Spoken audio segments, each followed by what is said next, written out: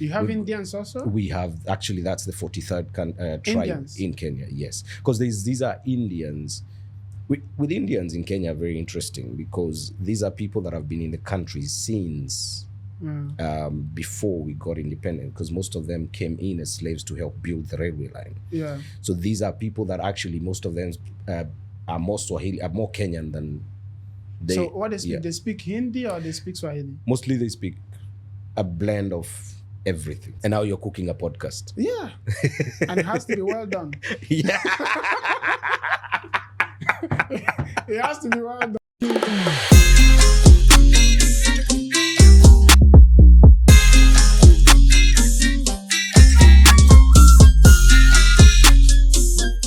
Welcome to Vic Influential Podcast. Today I'm with a brother, somebody that is well respected in his community, and a friend, somebody who likes to help African, and he's always happy to see an African growing. Mr. Sam, welcome to my show. Thank you very much, Vic. Yeah, it's been, and I'm very happy to have you in my show. Same here. Yeah, because when I called on to you, you said yes, anything for your brother. Anything. That was really, really inspiring. Yes. To see that you were eager to come and help me out. Yes. So can you tell us a bit about yourself, where you're from? I'll first say thank you so much for thinking about me. You know, like, it's always an honest thing that you cannot take for granted. Yeah. Because you cannot call yourself influential unless you have people that feel your influence, and especially who call you on a positive note. Yeah. My name's Samuel Mbogwa Mogai. Samuel what? Mbogwa Mogai. We need to teach you how to pronounce that. Yes. Yes, so my name is Samuel Mbogwa Mogai. Or Kyugo. So a lot of people call me Sammy Wordz. Okay. So those are my socials. I Sammy call you Wordz. Mr. Sam. You call me Mr. Sam. I am the only person that calls me Mr. Only Sam. me? Actually, yes. No, and a couple of the only person, because that's the first thing that I say. Nah, come on. But I know why you call me Mr. Sam. And I hail from the land of Kenya. I am from the central part. And a bit of Nairobi, so I'm basically a rural city boy who was brought up holy. Yes, like holy, like, in whole, not not like Christ. No. Are you a Christian? I was raised a Christian. And I am a spiritual person. In between, like, what happened? No, I am spiritual. You found yourself? I found myself. Yeah. So I normally don't call myself based on what most people speak about. I speak based on what I feel and who I know God to be, who I know my Savior to be. So I will say yes. Do I follow Christ? I do. Okay, I see that we have so much thing in common. Yeah. Of course, as an Africans, but you have so much. Your country is like colorful. You like that. I see there is so much color in what Kenyans did, bead, clothes, and. Should have asked me to wear the whole gali. What inspired? Is there any history behind this color? Or? We are a very cultured country, okay. So every single thing that you see a Kenyan wearing, especially when it comes to the way they dress, the way they present themselves, the joy that we have when it comes to wearing our flag. I'm sorry, I don't have any only professional reasons.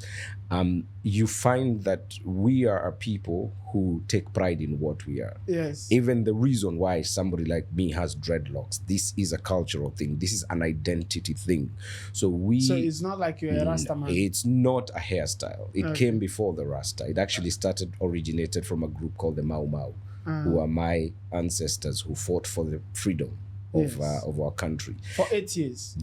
It was for freedom, like in the 60s and the 50s, before, when there was state of emergency. Beautiful culture we have. So we have a lot of blend in culture. We have a lot of respect for our cultures, especially. You find that everything that we do, I'm sure something like that happens a lot in Nigeria, because I see a lot of Nigerians who are very invested in their culture.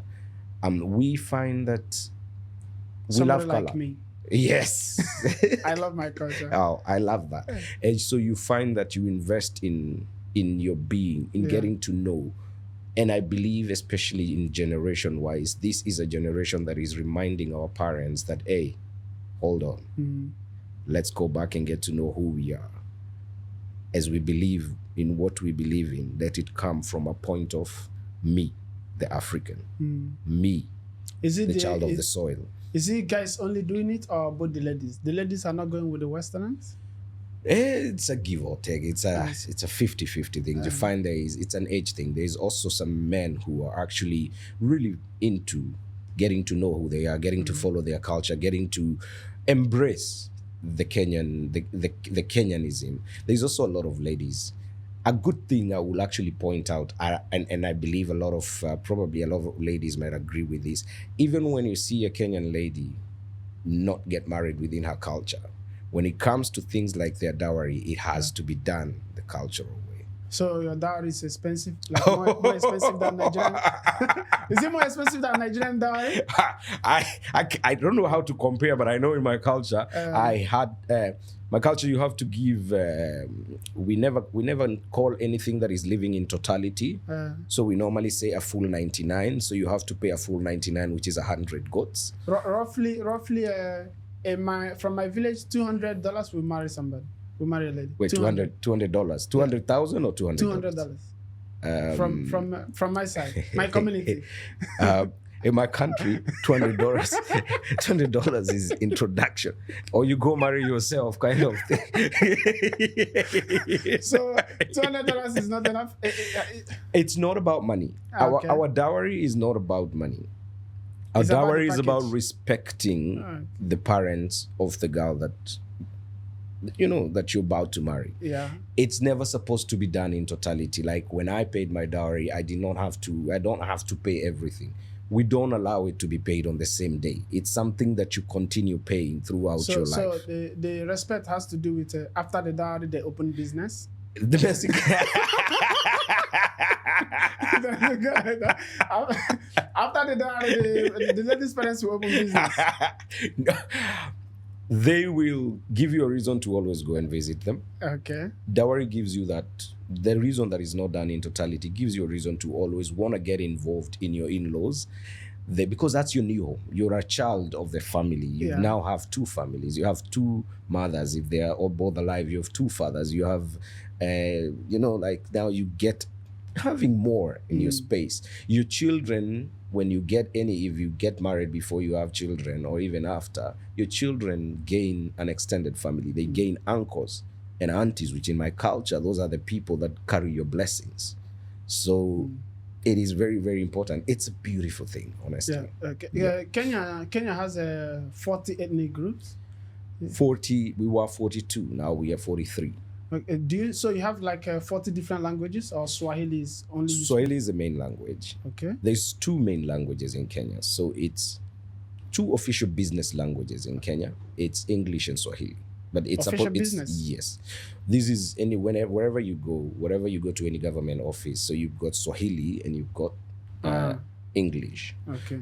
Then you have got 43 different ethnicity. They keep growing by the year because we've got people that have moved to the country for a very long time and they're starting to be recognized. Like I read somewhere that we have the Shona people that have stayed in Kenya for quite some time. They're getting to be recognized as part of the culture, as part of the tribes. So it gets gazetted, basically being put by government notice to become a tribe in the country. You have Indians also? We have, actually, that's the 43rd tribe Indians in Kenya, yes. Because these are Indians. With Indians in Kenya, very interesting because these are people that have been in the country since before we got independent, because most of them came in as slaves to help build the railway line. Yeah. So these are people that actually, most of them are more Swahili, are more Kenyan than they. So what they speak? They speak Hindi or they speak Swahili? Mostly they speak a blend of everything. Okay. But mostly, most of them, the Indian is a very interesting fella because he doesn't lose his culture. He's never lost his culture. Yeah.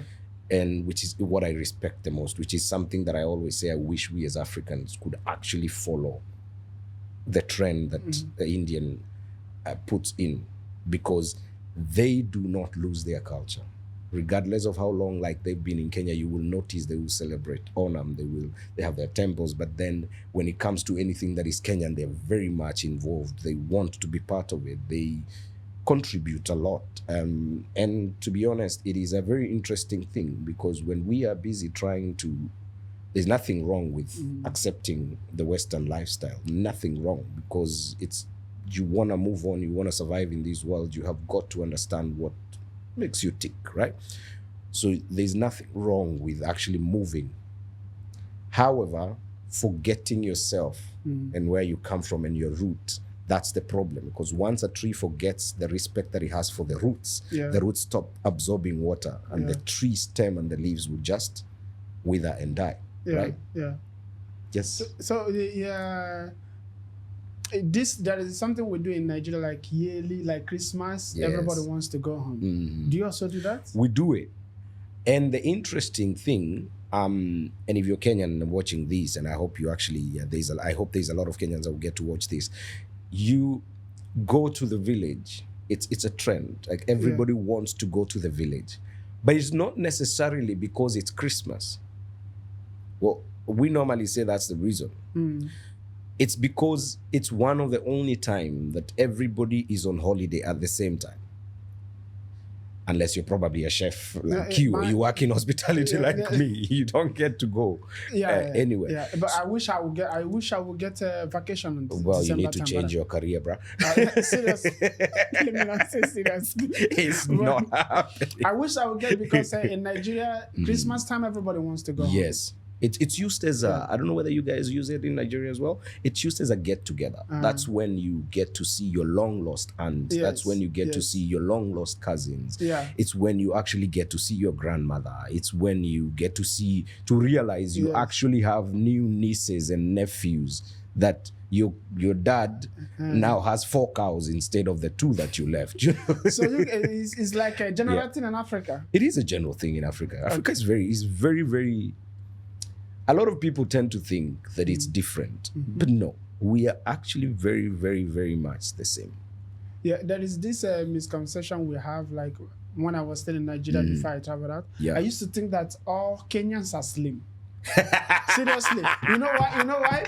Because when we are, if there is any competition in Africa that has to do with relay or running, Kenya always coming first. Yes, and all these people, they are very slim. So because of that, I think that all Kenyans are and then there's me. Then when I changed my mind when I saw you. When I saw you, I said, wow, so not all Kenyans are slim. So this misconception, and the East Africans, they are all quiet.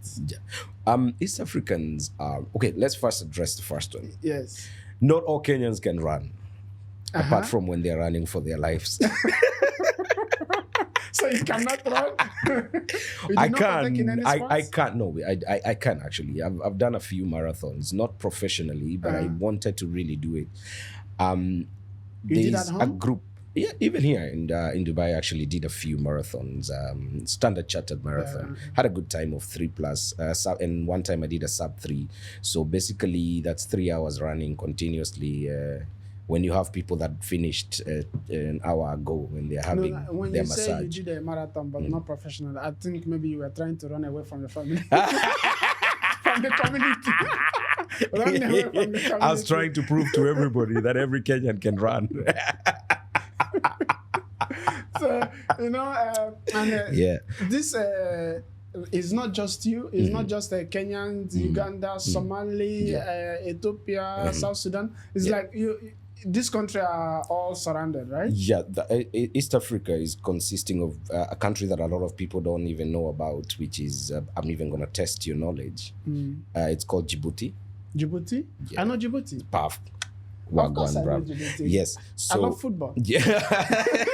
I love so football. there's Djibouti, there's Somalia, there's Rwanda, there's Burundi, Kenya, Uganda, Tanzania. Originally it was Kenya, Uganda, Tanzania, and then it just expanded to having all the countries around it.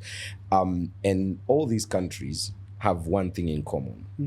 They try as much as they can to embrace Swahili as part of the main language that is spoken, because it's one of the widest languages spoken in Africa. But it's like the only 3 speak Tanzania, actually, Uganda, and no. Tanzania, Uganda, and a lot of people think Uganda is not widely spoken. Not a lot of people know, but it's something that is being invested in. I believe the entire military personnel and all that have to be able to speak Swahili, government officials and all that. But then there's Rwanda, who speak beautiful Swahili. Yeah, there is Rwanda. Burundi, who speak beautiful Swahili. So when you look around it, you Why realize... Why is Burundi not so much popular? They're very, very chilled. Like, they are the most quiet. Tall guys, chilled, very easy. Same as Rwanda, tall, easy, quiet, not a big population. So it's not like Nigeria, where if you throw a stone in Africa, you'll probably hit one. It will hit a Nigerian. Yeah. Right. So you have no pun intended. Don't come for me, yo. Yeah, I've got KOT on my side. Huh? You have a common boundary with Uganda? Yeah.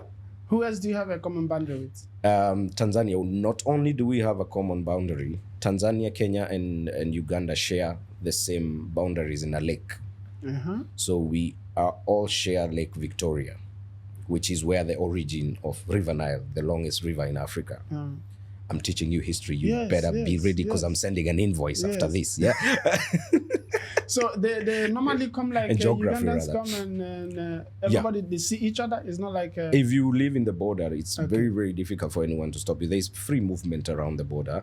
If you obviously want to come and do business or anything, then you obviously have to declare yourself like any country. But the movement of people especially is not as restricted as a lot of people get to think.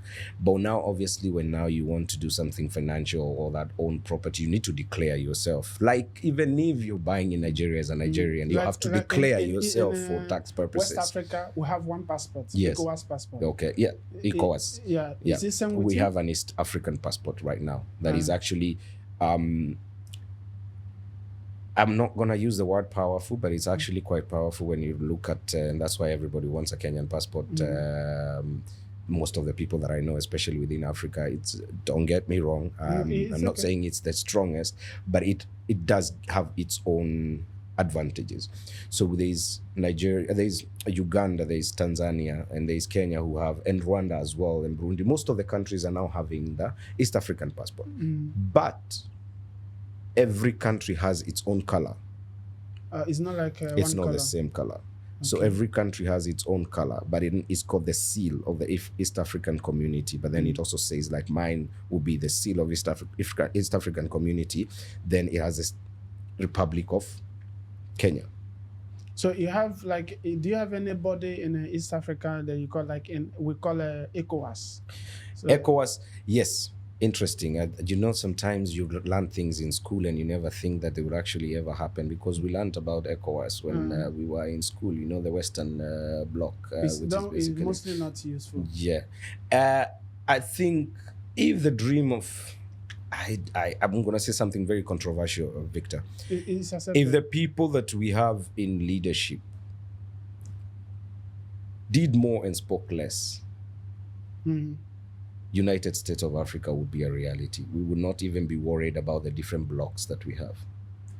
We will be sharing a common passport, which was actually launched, and some of the presidents were given some time back. But like Gaddafi? It was when, during Gaddafi's time, when the president of Rwanda, if I'm not wrong, Kagame, was the chairman of African Union. And if these people did more and spoke less, we would actually be a force. We are already a force to reckon with. We are a people who are rich in culture, a people who are rich in intelligence, a people who are rich in when it comes to natural resources. We're a people who are very rich when it comes to how we present ourselves. We are a people who do not have to spend time at the beach to change our skin color. We already have it. Don't come for me. So you have to understand that God gave us everything we needed and everything we need to thrive. Yeah. But what stops us from thriving, it's actually not the Western world. It's the fight we have amongst ourselves. is the competition, for example, where a Kenyan will compete with a Nigerian. Like you said, you thought all Kenyans were thin and running. Just when I saw you, I thought that all Nigerians were bouncers, and then I met a Nigerian chef. And people always ask me, were you a chef in Nigeria? Were you a chef in Nigeria? We have so much Nigerian chefs. I know. You really? Much. Yes. That's a misconception that needs to die. That's why probably Victor needs to do a Victor Cook with Victor show. That's why I also say if somebody asks me what do you do on my podcast, I'll say I'm a chef. Right now, I'm a chef, professional chef here in Dubai. Yes. Most people don't know that. And now you're cooking a podcast. Yeah, and it has to be well done. Yeah. It has to be well done. So yes, nothing medium rare, man. We have to get it done well. Yes, either you go out or you go home. Yes. Yes. Is there any misconception you have about Nigeria? Like they say that Nigerians are always fighters. Yes, it's a very, very big misconception. And funny thing, I had it with a taxi driver. When they asked me where I'm from, we're in a car, and I go like, I took a taxi, and I remember I had just come from home, and I took a taxi from the airport, and I was going. I had just flown in. I was just going home. I can get ready for work the next day, and then I'm in this taxi, and we're having a really joyful conversation. We're talking about. Then this guy was very courteous. He goes like, "Where are you from?" And I'm like, "I'm from Kenya." Like here, that's the first 2-3 things you're asked when you get into a cab. It starts a conversation. And I go like, I'm from Kenya. I say, oh, Kenyans very, very calm. But I thought you're from Nigeria. I'm like, why? Because I saw you running with your luggage. I was like, that should have given you the impression I'm actually Kenyan. How will you give the impression? So many people think when they see you, but I don't understand that. Because I even asked him, what do you mean? He said, no, sometimes, Nigerians talk very loudly. But for me, at first, I think you would see it. Like you go like very, very few Nigerians are very calm. A lot of them are but it's not being aggressive. And I believe it also has to do with the languages that we speak back home. Because some languages are spoken in capital letters. And I think Nigerians speak in capital letters. All the time. Yes. Because you have to hear a Nigerian speak. You have to hear. When Nigerians do something, they will not want you to. You're not winning. You're not winning an argument. No, it's not about argument. Like cheat them. Yeah. Well, Nigerians are smart, So don't try to cheat. I don't know. Don't try to cheat a Nigerian. That's when you will get to know that. But can I tell you one thing? Okay. Sometimes it says still waters run deep. Run deep. Yes. As much as Kenyans are known to be, East Africans mostly, are known to be a little bit chilled, it's a cultural thing because, as I've told you, all the languages as we speak are, I think, mostly spoken with small letters. Apart from a few, we've got a few tribes in my country, especially, who are proper Nigerian. I believe during the movement and whatever in Africa, I think they were handpicked. They were our lost brothers. Yeah, I know. Like, and when you think about it, you go like, the thing is,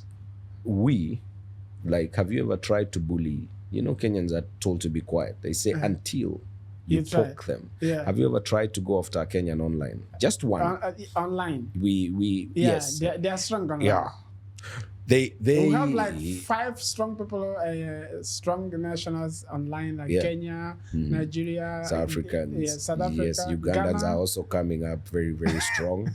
Ghanaians, because we believe that if we hate something in our country, it's our hate. Yeah. We're not sharing the hate. We will share the love. So even like now, there's a lot of issues with the leadership that we have in the country. But try and come for the dude on top.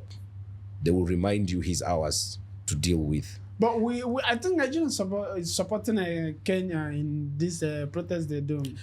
Yes, because and I read somewhere, Gen Z, this is for you. I read somewhere that Nigerians are looking for the Gen Zs from Kenya to come in and do the same thing. and Kenya also fought for their independence. Yes. They fought. Yes, we for their fought. Yes, independence, our yes. people, my grandparents, my great grandparents, our people fought for the independence of our Fighting country. is not like going Yeah. to court, negotiating. Like No, fight. They went proper. to war Yes, bruh. for like 8 years What? or more. Come on. But most people don't know this. They And think- fought properly. It wasn't a fight that the Mau Mau were so brutal that a whole movement that is currently known all over the world Yes. came up, Yes. which is the Rastafari Yes. movement wearing the dreadlock. They were so brutal that the Rastas, because they were in the forest for so long, got a new name, which they used to be called the dreaded locked people, because these people were fearless. These people, I believe, they Yeah. probably had read the Bible so many times, because, you know, the Bible is the only book that has every part that mentions fear. It says not, all right? Not Fear what? not Fear. or do not fear. So these people, I think they probably read it and took it up. 54 times it's been mentioned. Fear not, do not fear. They only read that part. Yeah, they went like, yes, only power taking home, bruh. And it was, they paid for it. There's a few that are still alive, and they did really. It's something when you think about and you get to meet any of them, you And realize Nigeria we have did not tried to take it do. easy. Nigeria have tried to protest so many times, but it's not really working. But Kenya just came up with protest, and Because it we was successful. protest differently. Yeah. Did you see the first day of protest? Yeah, we followed everything. I also have one of the video on my Yeah. TikTok. Yes. Did you see the first day? No, Because no. we're the only country, not the only, but one of the only countries that have a new constitution after colonization. After we got independence, people ran with the constitution they had. We are under the second dispensation, so we got a new constitution. Just in the early 2000s, we got a new constitution, which was hand drafted and everything by the current Kenyan, to make sure that we are one of the few countries that do not allow a president to run more than 2 terms in Africa. So you do your 2 terms, hey, thank you, masalama. After 10 years, you Yes, come even 20 as a years. governor, you cannot stay. After we had what we had before, the new constitution came in. So our people follow, they read, because civil education is very widely taught. History is very widely taught since when people are kids. And social media is also a tool that a lot of people are using to get to teach themselves. So I can agree with you, and you can disagree with me, but we can go through the laws that are set so we can agree to disagree. So Kenyans, the first day of the Gen Z protesting, these people had DJs, on the streets. They had what? DJs playing Okay, music on the okay. streets. They had MCs. And they had police on the side not even attacking. On the first day, second day, it was all thing. And then it was like, okay, we need to get this serious. But I think for us it's consistency. Because if it's every Tuesday, they will be out there every Tuesday. It was only Tuesdays. If it's every Thursday, it started by one day, then it became 2 days. And then I think it became 3 days. So they're like, hey, when they say it's every Tuesday, don't even think about going to work, because everybody is on the street. Everybody will come out. It was the funniest thing. I saw a policeman giving water to people to wash their face after him throwing a tear gas and then telling them to run. Then he throws another tear gas and still follows them and gives them water. So He was doing his job. we actually just do everything weirdly and different. Yeah. That was a big one, and a big challenge to Nigerians, giant of Africa, but they cannot do common protest. It's like the giant is being taught by the arm, because they call us the pride of Africa. There is a reason why. The only war that have been fought in there was a Biafran war, Nigerian Biafran war. Yeah. That's the only one they have fought. So they have not done anything like really fight to better the country. They have not. But I think, Victor, right now it's not just in Nigeria, it's in every single African society, which I'm happy, because there's a new movement of young people who have learned the art of saying enough. And social media is where it starts. It starts like a joke. Before you know it, it's got 100,000 people repeating the same thing, retweeting the same thing. You got 1 million people retweeting the same thing. It moves, it flows. You have now people who are outside the country go like, okay, I'm not there, but I'm going to send my resources. Then you now start realizing people are not afraid of being out in the street. Then you also have even, and kudos, big kudos to, a lot of people don't like to say this, but big kudos to also some of our security forces, because on the first few days, they restrain themselves. Like, if it's peaceful, you have a right. Our constitution is very clear. You have a right to picket peacefully. You don't break somebody's item. You don't start throwing stones. You don't start. Kenya is united. Yes. People unite. People fight. Nigeria to be honest, we fight a lot, like we are known for tribal politics. But now, it's the people that used to fight within their tribes that are becoming sort of tribeless in terms of politics, which I pray it doesn't make them tribeless in terms of culture. So culturally, be you, be your tribe, be where God created you to be. But when it comes to politics and things that influence the nation, you need to be tribeless. You become tribe one. You become, we only speak in one voice, which is whatever is good for our country. I might love the person on top, but if you don't love him, you have a right to call him out, and I don't have a right to be upset.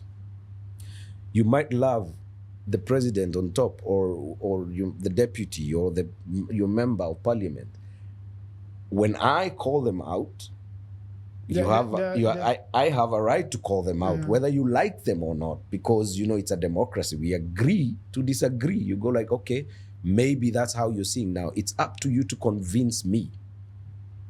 Is what I am seeing true? You get it?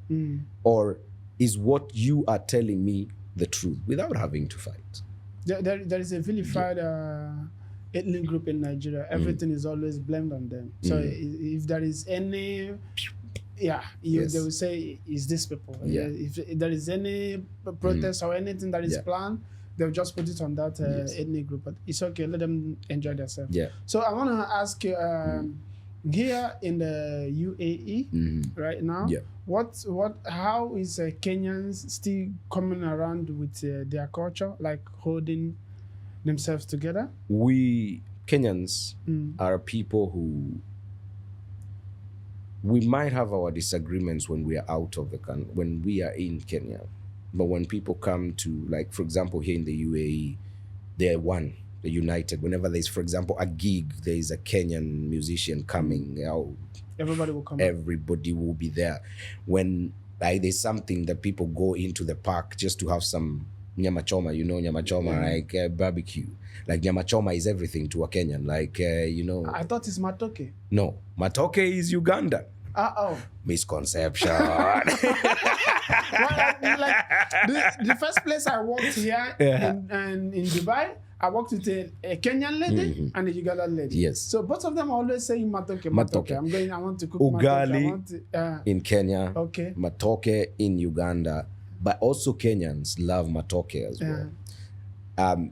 Because they are also easy to make. But with Ugandans, it's part of their main. If you ask them, a Ugandan especially, what is your staple food? They will be matoke. For a Kenyan, you ask me what's your staple food, even regardless of where I come from, it will just be the easiest meal that I can define is ugali and nyama choma and some kale, skuma.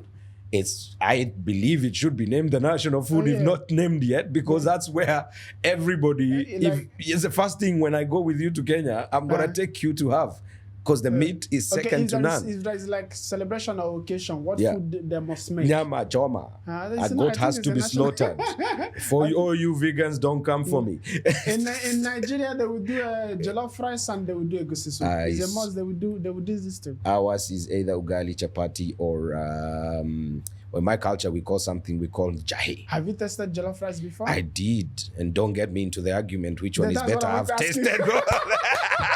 I want to ask you.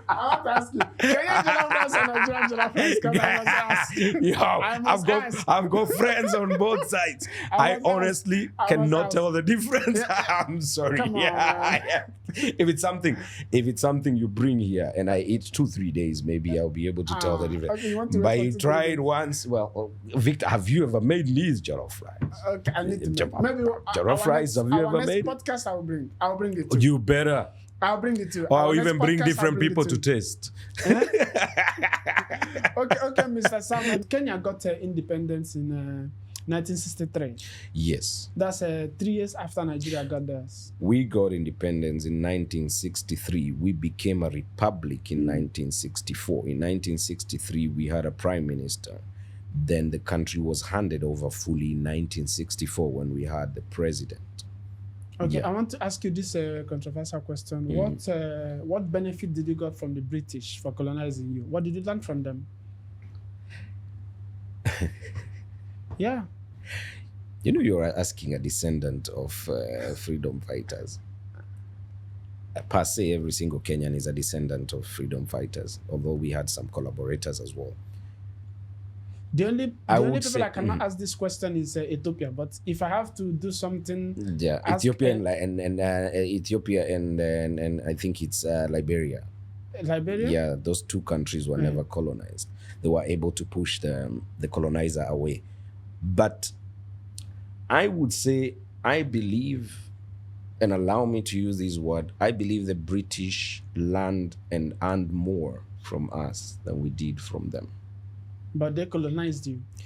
That was the reason of colonization. It was coming to instill. They were coming to learn or to teach. Yes, there's I don't know whether I should call it a joke or a saying. There's a common saying that is said that, and that is why probably the African is very spiritual in matters of religion. Not spiritual, very religious. Because a lot of people are religious, but they are not spiritual. That's why when you asked me, I told you religion and spirituality, two different things. That's a whole different topic. So there's this saying, I think, I don't know whether it was Desmond Tutu that said it, that when the colonizer came, they brought the Bible. They asked us to close our eyes and pray. But before we prayed, we brought the land. By the time we said amen and we opened our eyes, we had the Bible and the books of the holy books, but they had the land.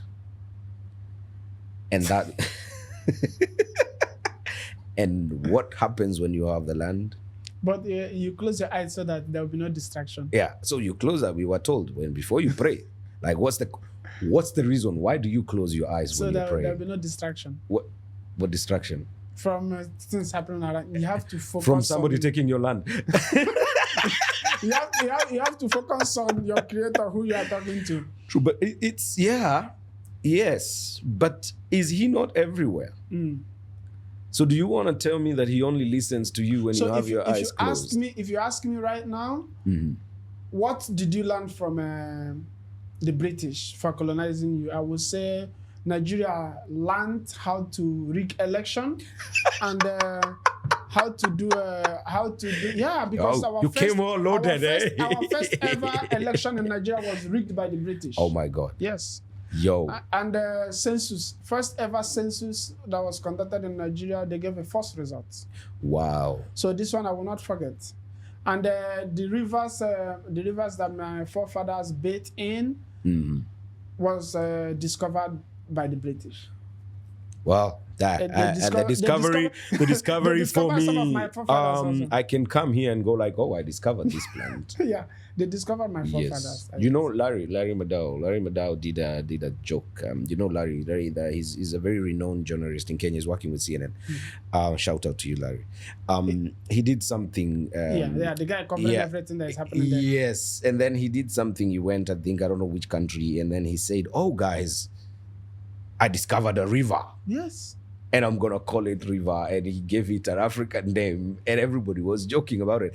And when you look at it, you go like, how do you discover something that has already been in existence when there were people living in that place who were hospitable enough to allow you to eat, drink, live, stay, sleep, and be with them? Yeah. How do you discover that? Because it depicts common sense. But then the conception of common sense is not everybody has it. And I don't even know why it's called common, because it doesn't exist on everybody's head. This thing was taught in our school. Yes. So common sense, I'm like, and we sit there and we believe it. Teachers who were learned in Nigeria was teaching us this. And we had to be examined on this one. And if you failed and you spoke your mind, you failed. And right now, they are all professors. Those teachers that taught us this. Now they are professors. Because they wrote a thesis on the lie. With white hairs and all But I understand. Listen, when you speak of a lie too many times, it becomes the truth. In you, it becomes your truth. When people start telling you, Victor, you are a chef. I know you can cook, but Victor's never been in a kitchen. And everywhere Victor goes, just goes like, I'm a chef. Say it so many times. I'm a chef.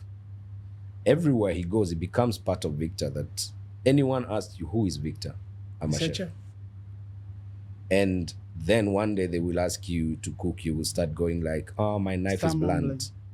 You know, I have this. But then you still insist, but I'm a chef. So those professors cannot defend what they taught in school. You live a lie for so long, but they can defend their thesis based on the reason why the question was asked. No, it's only English they can speak. Yeah, because they taught with English.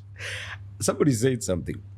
I know you're supposed to be the one asking questions, but let me ask you, since you spoke about English, what's your take on a person, not necessarily an African, a person from any ethnicity in the world who cannot speak their language, but they can speak another man's language better?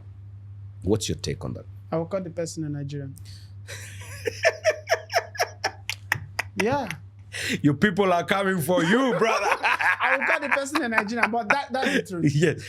A very well in Nigeria, if you cannot speak English very well in Nigeria. It's not just in Nigeria. Nowadays, it's a part of the world. And for us, even in Kenya. Right now, in Kenya, right now, because of commerce, you need to know how to speak English. Same in Kenya. No, that one is acceptable that you need to know how to speak. In the world. But there are people that cannot speak their native tongue in Nigeria. Those are the ones that we have. But they're in Nigeria. Yeah, we have the same. And even sometimes, because I laugh at a few of them, because I hear them speaking the English so-called that they speak. I listen to it. I'm like, you're not even speaking proper English. Then how can you not? You're speaking English that has an accent from your country, but you still cannot understand or speak it. You speak English with mother tongue. Yeah, but you cannot speak your mother tongue. That's actually the best way to put it. You know what we call them? A very wise man. He actually did something that I'll tell you about. His name is Gogewa Thiongo. You repeat that after me. Goge. Huh? Goge. Goge. Wa. Thiongo. Gogewa Thiongo. Gogewa Thiongo. Almost close by. Gogewa Thiongo. Gogewa Thiongo. So this gentleman just received the Nobel laureate for his basically contribution to literature. For the first time, I saw an African receive his award in front of the world stage. And he was, I think it was a Zoom call or a Teams meeting, but he was on a world stage in front of presidents and all these United whatever nations and all that. He received it and spoke, not even in Swahili, which is the main language spoken. He spoke in his mother tongue, which is called Kikuyu. He had told them that he was not going to speak in English. And this person is getting an award for his contribution in English literature. He's a professor in the US. And he received it in his native language, which is Kikuyu. And when he was asked by somebody, what made you do that? He said he has a philosophy that a man who can never speak his language, but can speak and understand the language of others, is a slave.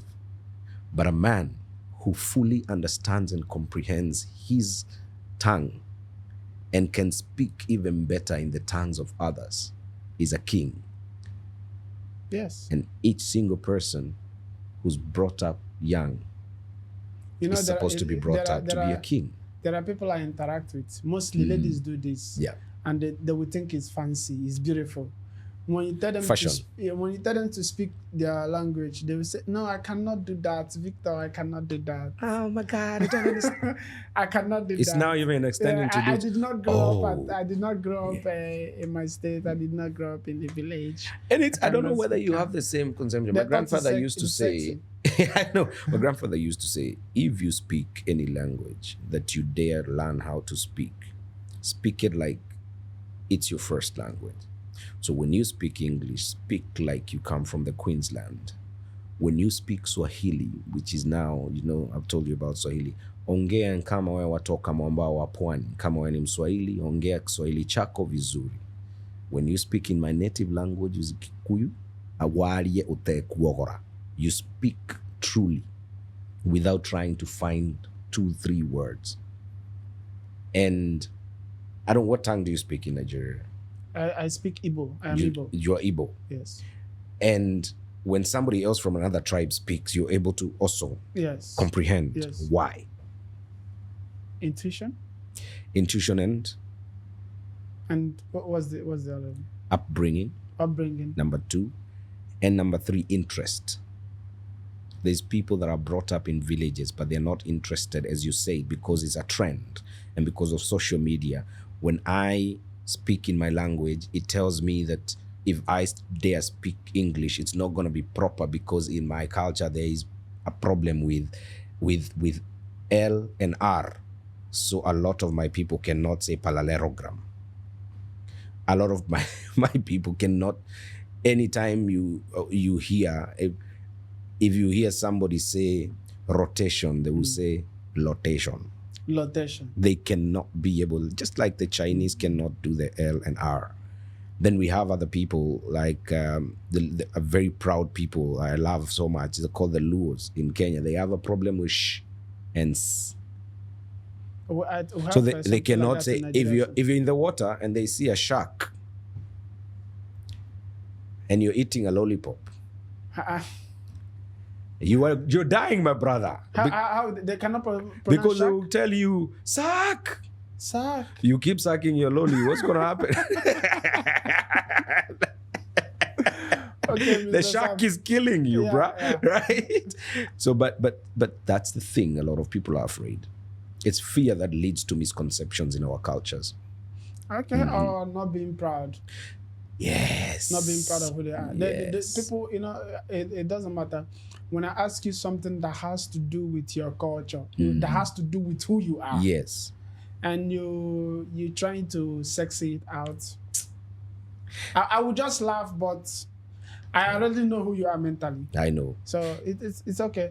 And let's just try to, what would you have to say to Africans here, Kenyans, Uganda, Nigeria, everybody here in UAE? I would have to say one thing. And look at me. It's my moment to shine, mama. Yes, Mayday. Yes. I would say Ubuntu. You say what? Ubuntu. Ubuntu means peace. It means I am Ubuntu. because you are. I am. Because we are.